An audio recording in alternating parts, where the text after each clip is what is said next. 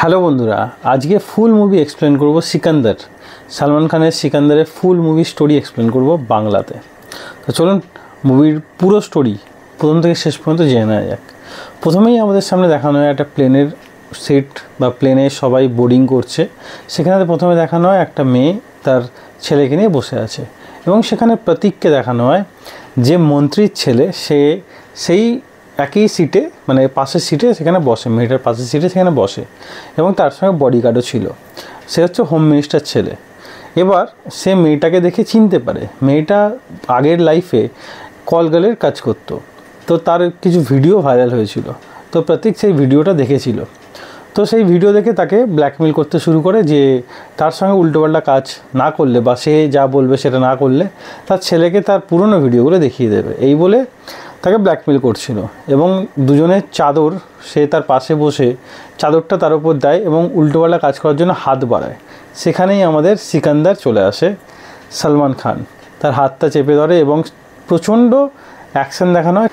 সে প্রতীককে এবং তার বডিগার্ড, তাদের দুটো বডিগার্ডকে প্রচণ্ড মারধর করে তারপর মেয়েটাকে রিলিফ দেয় বা মেয়েটা সিকান্দারকে, যার নাম এখানে সঞ্জয় রাজকোট এবং তাকে সিকান্দারও বলেও অনেকে জানে, তো সে সেখান থেকে চলে আসে। তারপরের সিন আমরা দেখি এখানে তার বাবা মানে হোম মিনিস্টার, সে একটা পুলিশকে পাঠায় রাজকোটে, যে রাজকোট থানায় পাঠায় বা থানার অফিসারকেই সে দায়িত্ব দেয় যে সালমান খানকে অ্যারেস্ট করতে, যাতে তার মানে তার ছেলের ওপর গায়ে হাত তোলার সাহস তার কী করে হলো।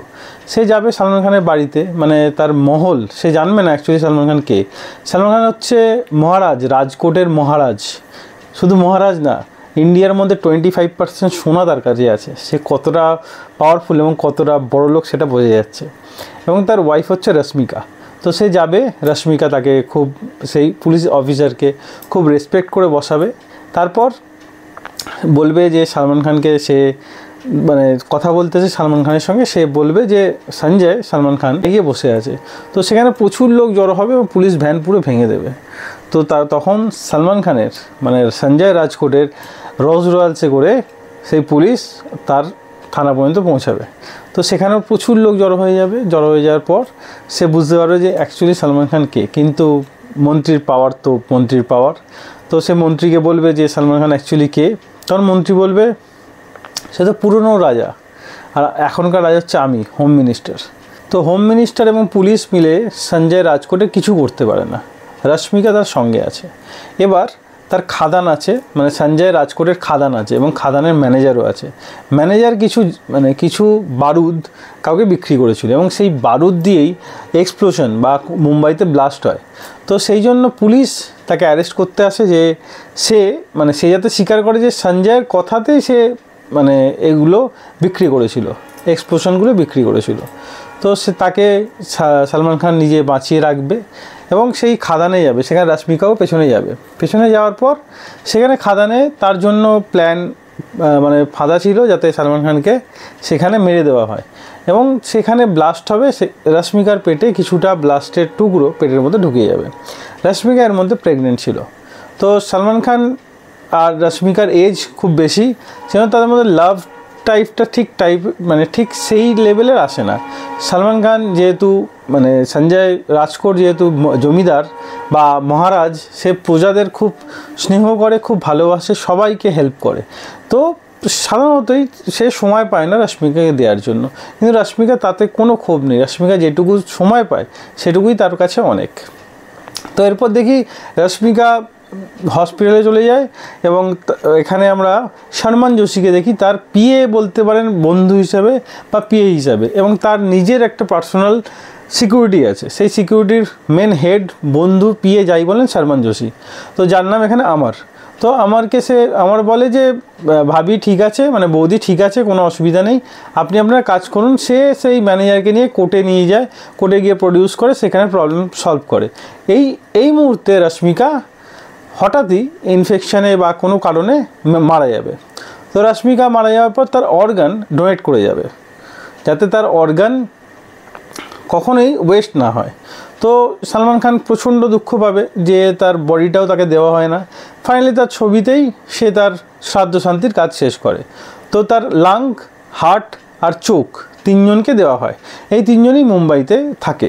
তো সে রশ্মিকার যখন বেঁচে ছিল সে ভেবেছিল রশ্মিকার খেয়াল রাখার জন্য তো সারা জীবন আছে, সে কদিন আগে প্রজাদের সেবা করে নিক, তারপর নিজের ওয়াইফ রশ্মিকার সেবা করবে।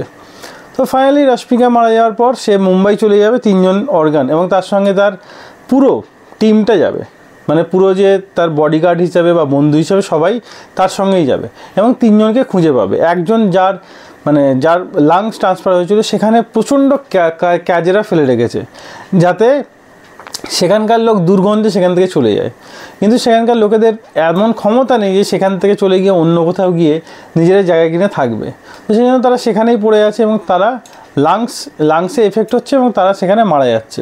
প্রচণ্ড মানে কাজেরা এখানে এসে ফেলছে এবং প্লাস্টিক জ্বালিয়ে দিচ্ছে, তার ফলে মানুষদের মধ্যে প্রচণ্ড লাংসে ইনফেকশন হচ্ছে। তো জমিদার সঞ্জয় রাজকোট সেখানে গিয়ে বুঝতে পারবে যে সেই জায়গাটা খালি করতে হবে। তো সে অর্ধেক এরিয়া নিজে কিনে নেয়। তো কিনে নেওয়ার পর আর যে অর্ধেক এরিয়া সে গোটা যে মালিক তার বারে যায় এবং গোটা এক্সপ্লোশন লাগিয়ে দেয়। এবার বলে যে সে তাকে অফার দেয়, সেই যে মালিক তাকে অফার দেয় সে যা জায়গা কিনেছে, যা প্রপার্টি কিনেছে তার দ্বিগুণ দাম সে তাকে দেবে, মানে সঞ্জয় রাজকোটকে দেবে। সঞ্জয় রাজকোট যেন সেখান থেকে চলে যায়। তো সঞ্জয় রাজকোট কী করলো, তার টোটাল 750 কোটি টাকার হচ্ছে প্রপার্টি, সেখান থেকে 250 কোটি টাকা সে প্রফিট করবে। যে কাজরাগুলো ফেলছে সেই এরিয়ায় সে তাকে বললো 250 কোটি টাকা না, তোমাকে আমি 500 কোটি টাকা দিচ্ছি, তুমি সে পুরো এরিয়াটা ছেড়ে দাও। তো বললো যে যদি আমি না ছাড়ি কী করবে, তখন আস্তে আস্তে ব্লাস্ট করতে শুরু করে সঞ্জয় রাজকোট, খুব পাওয়ারফুল। তো ফাইনালি তাকে ছাড়তে বাধ্য হয় এবং সালমান খান পুরো এরিয়াটা পেয়ে যায় এবং কাজেরা পুরো খালি হয়ে যায়। তো বাচ্চাটাকে সে অনেকটা সেভ করতে পারে। এবার 2 নম্বর হচ্ছে যার হার্ট ট্রান্সপ্লান্ট হয়েছিল। তো হার্ট যার ট্রান্সপ্লান্ট হয়েছিল সে একটা বয়ফ্রেন্ড আছে, সেই বয়ফ্রেন্ডটা একটা মেয়ে ধরে আর একটা মেয়ে ছাড়ে। তো ফাইনালি সে বয়ফ্রেন্ডটা তাকে প্রচণ্ড এফেক্ট করছে এবং তার জন্য তার হার্টের প্রবলেম হচ্ছে, সেজন্য হার্ট ট্রান্সপ্লান্ট হয়েছে। তো ফাইনালি সে জানতে পারে যে অ্যাকচুয়ালি যখন বয়ফ্রেন্ডটা তার কাছে আসতে যাবে তখন সালমান খান মানে সঞ্জয় রাজকোট তাকে বাধা দেবে যে যাতে তার হার্ট ভালো থাকে, যাতে সে কোনো স্ট্রেস না নেয়। তখন মেয়েটা জানতে চাইবে সঞ্জয় মানে আমাদের সালমান খানের থেকে যে আপনি কেন আমাদের মধ্যে আসছেন। তখন পাশ থেকে বলবে ইনি হচ্ছেন জমিদার এবং বা রাজা, যার ওয়াইফ মারা গেছে, তার হার্ট তার মধ্যে আছে। তখন সে খুব প্লিজড হয়ে বলবে না ঠিক আছে, আপনি যা বলবেন সেটাই আমি করব, কারোর কথা আর শুনবো না আমি। তখন সে ছেলেটাকে ছেড়ে সবসময় আমাদের সঞ্জয় রাজকোটের সঙ্গে থাকবে। আর চোখ, তো এখানে চোখ যাকে দিয়েছে সে কাজ করতে চায় কিন্তু তাকে কাজ করতে দেওয়া হয় না। সে প্রচণ্ড কষ্ট পায়, প্রচণ্ড দুঃখ পায়, প্রচণ্ড কান্না করে। তার বাড়ির লোক বা যে হেড তার শ্বশুর বলে যে মেয়েরা বাইরে গেলেই খারাপ ছেলের চক্করে পড়বে, খারাপ ছেলে তাদের সঙ্গে খারাপ কাজ করবে। তো ফাইনালি সে বাইরে বেরোতে দিতে চায় না। তো একদিন সালমান খান যখন তাদের গোটা পরিবারকে দেখে সেখান থেকে আসছিল, সেই মেয়েটি একটু পাঁপড় প্যাক করে তাকে দিয়েছিল এবং সে একটা আমাদের সিন দেখানো হয়, একটা ড্রাইভারকে যখন মুম্বাইতে একটা ড্রাইভার ভাড়া করে তখন সালমান খান তাকে জিজ্ঞাসা কত ভাড়া, সে ভাড়া বলার আগে 2টো গাড্ডি 500 গাড্ডি তাকে হাতে ধরিয়ে দেয়। তখন পাশ থেকে আমার বলে মানে শর্মন জোশী বলে যে ট্যাক্সির ভাড়া চেয়েছিল, ওটা ট্যাক্সির দাম নয়। যাই হোক, তো তাকে সেই পাঁপড়গুলো দিয়ে দেয়। সে আবার কি করে, সে একটা ফরেনের একজন তার কাস্টমার ছিল, তাকে দিয়ে দেয় পাঁপড়গুলো। সে পাঁপড়গুলো খেয়ে তার এত বেশি ভালো লাগে সে অর্ডার দেয় পাঁপড়ের। তো তখন সালমান খান কি করে, সেই অর্ডারটা যার চোখ ট্রান্সপ্লান্ট হয়েছে তার ওয়াইফের চোখ যা লাগানো আছে সেখানে দিয়ে দেয়। তো এইটা সে পাঁপড়ের বিজনেস খুব ভালোই চলছিল। এবার কি করে, এবার সেখানে র্যালি হচ্ছিল একটা, সেই হোম মিনিস্টারের পার্টির র্যালি হচ্ছিল। সেখানে সে সালমান খান ফিরছিল সেখান থেকে। তো আনফর্চুনেটলি সেখানে প্রতীক আর হোম মিনিস্টার মানে বাবা ছেলে দুজনে মিলে দেখতে পায় যে সালমান খান সেখান থেকে ফিরছে। তো ঠিক করে যে সালমান খানকে সেখানেই শেষ করে দেবে। ফাইনালি তাকে শেষ করার জন্য তার পেছনে প্রচণ্ড ঘুরতে থাকে। তো যেগুলো বোতল বোমা হয় সেগুলো তার মানে সঞ্জয় রাজকোটের গাড়ির ওপর ছুটতে থাকে। তো ফাইনালি কী করে, একটা বোতল ছুটতে গিয়ে সে নিজের গাড়িতেই ফেলে দেয় প্রতীক, তো সেখানেই মারা যায়। তো হোম মিনিস্টার ভাবে যে তার জন্যই সঞ্জয় রাজকোটের জন্যই তার ছেলে তার থেকে দূরে হয়ে গেছে, তো তাকে কিছুতেই ছাড়বে না। সে কোনো ক্রমে খোঁজ লাগায় যে কেন সে মুম্বাইতে এসছে। তার ওয়াইফের 3টে ডোনার 3জনকে ডোনেট করেছে, তাদেরকে শেষ করে ফেলতে হবে। ওয়াইফের কোনো চিহ্ন যাতে না থাকে এবং তাতে যাতে সঞ্জয় রাজকর প্রচুর কষ্ট পায়। তো সেই জন্য লাস্ট সিনে দেখানো হয় যে একটা হসপিটালের মধ্যে যার লাংসে কষ্ট হচ্ছে, মানে লাংসে যে বাচ্চাটা ছিল যার মধ্যে লাংস ট্রান্সপ্লান্ট হয়েছে, সেই বাচ্চাটা হসপিটালের মধ্যে ভর্তি ছিল এবং সেখানে 3 জন মানে আরও 2 জন যারা ডোনার তারাও চলে আসবে। সেখানে গুন্ডা পাঠাবে প্রচণ্ড হোম মিনিস্টার।